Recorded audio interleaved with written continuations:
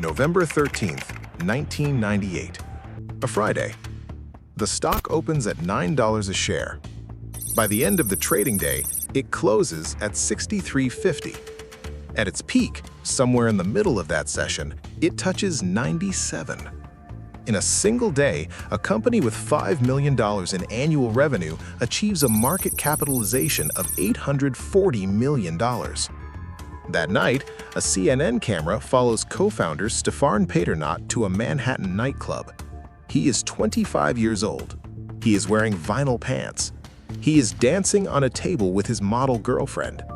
He looks directly into the camera and says, "Got the girl, got the money, now I'm ready to live a disgusting, frivolous life." Retail investors watching CNBC that day had called their brokers. Some of them bought. Here is what they didn't see. In the month before the Nasdaq peaked, insiders at Dotcom companies were selling 23 times as many shares as they were buying. Between September 1999 and July 2000, those same insiders cashed out a combined $43 billion, twice the pace of the 2 years before. This script documents 8 of the people doing the selling, what they got, what they said publicly while they were getting it, and what happened to the investors who stayed. You have to live, breathe, eat, sleep this company, or whatever company you're starting. Because to get off the ground is extremely difficult, especially in a very competitive market. You need to be able to come up with any advantage you can. TheGlobe.com. The image. Stefan Paternot and Todd Kriselman built TheGlobe.com in a Cornell dorm room in 1994.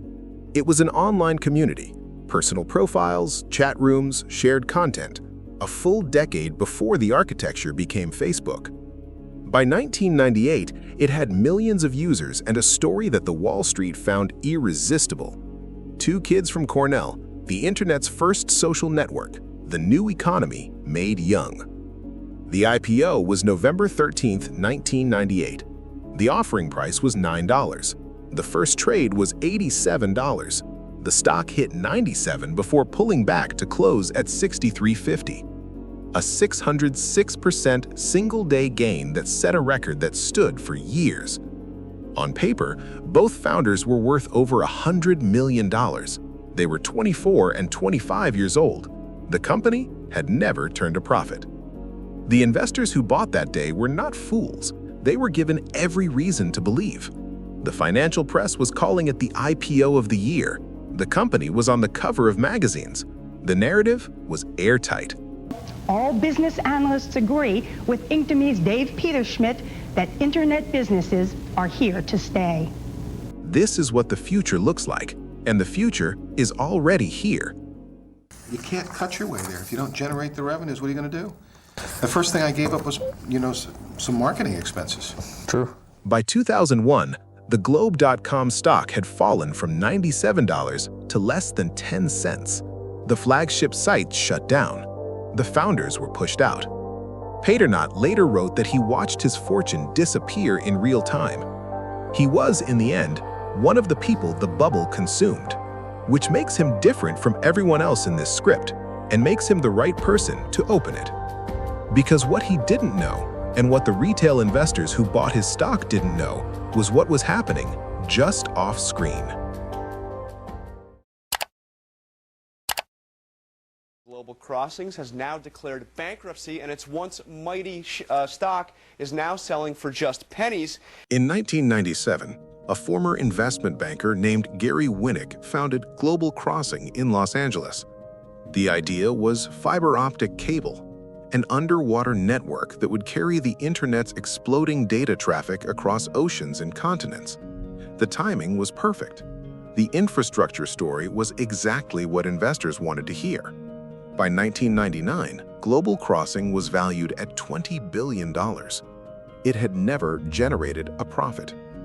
Over the life of the company, Winnick sold approximately $734 million in stock, not all at once, across multiple transactions, across multiple years. The kind of selling that, taken in pieces, can look like ordinary portfolio management. In May 2001, he sold nearly 10 million shares worth approximately $124 million. That specific transaction occurred after top executives had already received internal warnings that the company was in serious financial trouble. The public story during this period was consistent. Global Crossing was building the backbone of the new internet economy. The fiber optic build-out was an infrastructure play for the ages, buy and hold. In January 2002, Global Crossing filed for bankruptcy. Its total debt? $12.4 billion. Employees who had been encouraged to hold company stock in their 401ks were wiped out. Retail investors who had bought on the promise of the fiber optic future lost everything. It was, at the time, one of the largest corporate bankruptcies in American history. The SEC launched a multi-year investigation into potential fraud and insider trading. In December 2004, after 2 years of investigation, the agency closed the case without filing charges against Winnick. Insufficient evidence, the SEC concluded. 3 other former executives faced actions for disclosure violations. $734 million. A company that never made a dollar of profit. 2 years of federal investigation. No charges. The employees' retirement accounts did not share that outcome. To understand what happened at MicroStrategy, you need to understand a basic principle of how stock prices work in practice. A company's share price is not a measure of what the company is worth today. It is a measure of what investors believe the company will earn in the future. Change the earnings numbers and you change the belief. Change the belief and you change the price. MicroStrategy was a Virginia-based software company co-founded by Michael Saylor in 1989. It went public in June 1998. Over the following 2 years, it reported strong revenue growth, the kind of numbers that justified a rising stock price and growing investor confidence. The stock went from $7 a share to a peak of $333. The numbers were wrong. Between the IPO and early 2000, the company's 3 founding executives, Saylor, co-founders Sanjeev Bansal, and CFO Mark Lynch, sold stock with aggregate proceeds exceeding $90 million. The revenues those proceeds were built on had been materially overstated. The company had been booking deals in the wrong fiscal periods. Over 3 years, 1997, 1998, and 1999, revenues had been inflated by approximately $66 million. On February 24, 2000, MicroStrategy announced a pending public offering. It would raise nearly $1 billion. Saylor planned to sell 1.6 million of his personal shares as part of the offering. 24 days later, the company announced it needed to restate 2 years of financial results. On March 20, 2000, the same day that announcement became public, MicroStrategy's stock fell from $260 a share to $86 in a single trading day, a loss of more than 60% of its value before the market closed. As further restatements emerged, it fell to $33. The pending offering was pulled. The SEC filed charges that December. Saylor settled without admitting wrongdoing. His personal disgorgement, the profit the agency required him to return, was $8.3 million. His civil penalty was $350,000. The total settlement across all 3 executives, $11 million. The executives had sold $90 million in stock. The settlement required them to return $11 million. The investors who had bought MicroStrategy during the years when the revenues were being manufactured absorbed the rest. No one went to prison.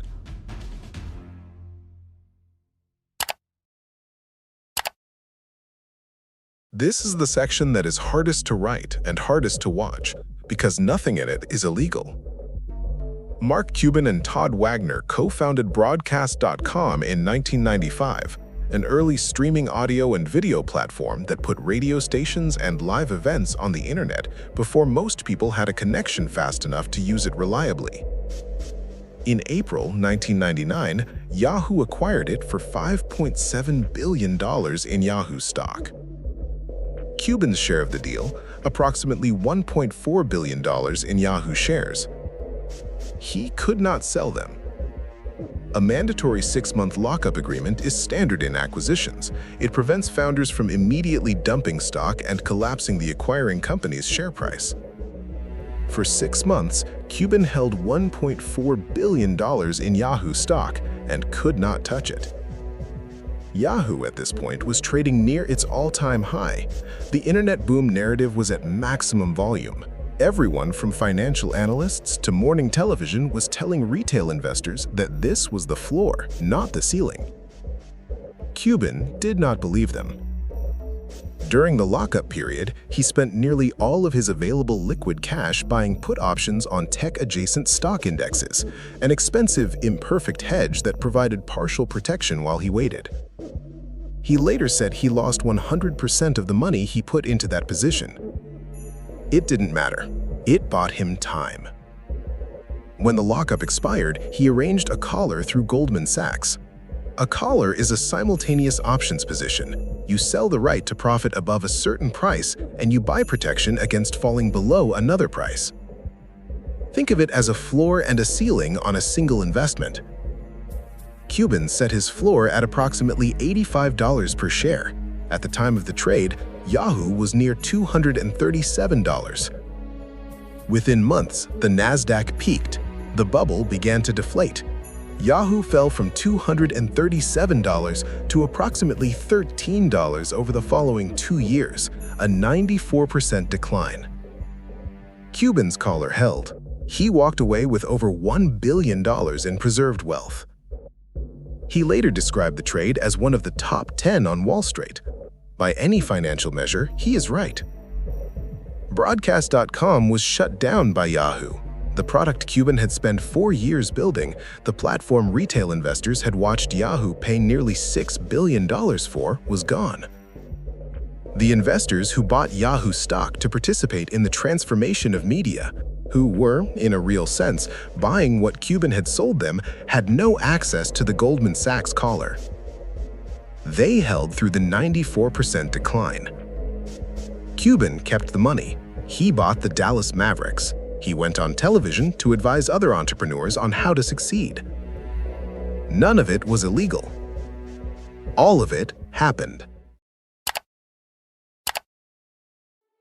Value America was founded in 1996 by Craig Wynn and Rex Skatena. The model was elegant on paper, an online store with no inventory. Customers ordered through the website, and manufacturers shipped directly to buyers. No warehouse costs, no logistics overhead. The future of retail, they said. Backed by Paul Allen's Vulcan Ventures and FedEx founder Frederick Smith. The April 1999 IPO values the company at $2.4 billion on its first day. The stock closes at $55 a share. While the company operated, its executives lived accordingly. Private jets, company BMWs, on-site masseuses, plans for a sprawling corporate campus that were drawn up and never built. When Craig Wynn spoke to his employees, which he did often, at length, with the sun rising behind him in the parking lot as they gathered outside, he promised them that everyone standing before him would someday be a millionaire. Rex Skatena sold all of his Value America stock before the company collapsed. According to accounts of the period, Wynn had pocketed roughly $58 million from his own stock sales before the end. His book about the experience, self-published after the bankruptcy, is subtitled From Zero to $3 Billion and Back Again, a true story of seduction and betrayal. Value America filed for bankruptcy in August 2000, 14 months after its IPO. The stock that had closed at $55 on opening day was trading at 72 cents. The investors who bought on that first day, believing they were buying the future of retail, had lost nearly everything. Wynn's book runs to hundreds of pages. Much of it identifies the people he holds responsible for the company's failure. The subtitle names them in aggregate, seduction and betrayal. The financial record names something else.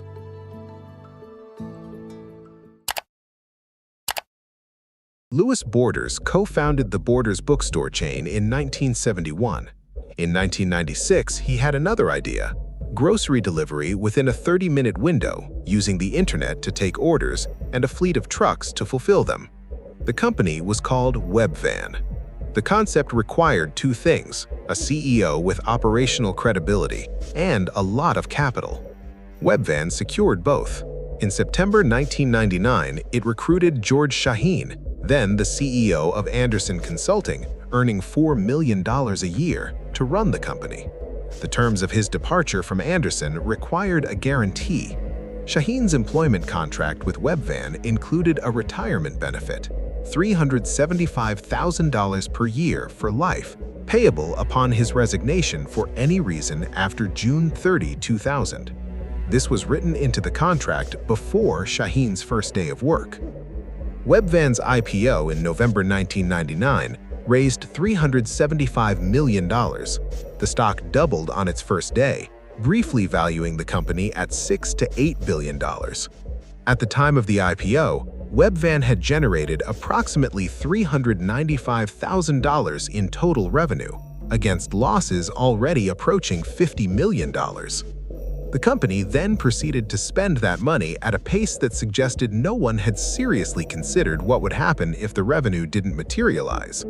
A $1 billion construction contract with Bechtel for automated warehouses, a $1.2 billion acquisition of Home Grocer, a competitor that was also losing money, expansion into 10 metropolitan markets. At its peak in 2002, Webvan had $178 million in sales and $525 million in expenses. Shaheen resigned in April 2001 as the company was collapsing. Webvan filed for bankruptcy 3 months later. It had burned through $1 billion. The 2,000 employees who lost their jobs that day received no severance. Hourly workers received $900 each from an anonymous donor, not from the company. When the bankruptcy was filed, Shaheen became an unsecured creditor. Unsecured creditors stand at the back of the line. He was unlikely to collect much of his lifetime pension. 2,000 people, no severance, one employment contract written before the first day of work, guaranteeing $375,000 a year for life. The bankruptcy court decided how that resolved. The workers waited at the back of the line. Quest Communications was assembled in the late 1990s by Philip Anschutz, its controlling shareholder, its chairman, the dominant force behind the company's formation through the merger of his long-distance business with regional carrier US West. Like Global Crossing, Quest was in the fiber optic business. Like Global Crossing, its revenues were not entirely real. The mechanism was called a capacity swap. Two telecom companies would agree to exchange fiber optic network capacity with each other. Company A sells a segment of its network to Company B, Company B sells a segment back to Company A, and both companies book the transactions as revenue. No cash changes hands in any meaningful sense, no customer is served, but on the income statement, both companies appear to be growing. The fraud, when Quest's accounting was eventually examined, ran into the hundreds of millions of dollars. Philip Anschutz sold approximately $1.9 billion in Quest stock. The SEC investigated. Anschutz settled for $4.4 million without admitting wrongdoing. He was never criminally charged. $4.4 million against $1.9 billion in sales is a recovery rate of approximately 0.2%. Joseph Nacchio was Quest's CEO. Between January and May of 2001, while publicly projecting that Quest would meet its revenue targets, while making statements to investors and analysts that the company's financial condition was sound, Nacchio sold $101 million in Quest stock. In 2007, a federal jury convicted him on 19 counts of insider trading. He was sentenced to 6 years in federal prison. The conviction survived multiple appeals. Same company, same underlying fraud, same period. Philip Anschutz sold $1.9 billion. Joseph Nacchio sold $101 million. Anschutz paid $4.4 million and was never charged. Nacchio went to prison for 6 years. The difference between their outcomes was not the scale of what they took, It was what prosecutors were able to prove against whom about which specific transactions.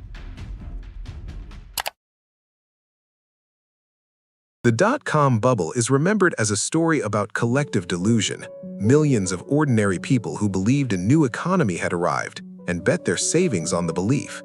The image most people carry from that era is the nightclub, the vinyl pants, the 25-year-old announcing his disgusting, frivolous life on national television while his stock traded at $97. The financial record is more specific.